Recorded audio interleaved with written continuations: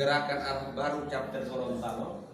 Sekretariat yang insya Allah ini jadi pusat gagasan, ya, pusat gerakan, ya. Jadi markas Arah Baru di Provinsi Gorontalo.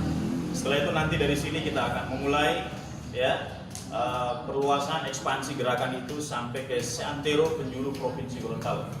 Dalam kondisi terjepit, tiba-tiba Rasul bicara tentang penaklukan kota Roma. Yang kedua juga tentang penaklukan Persia. Gitu.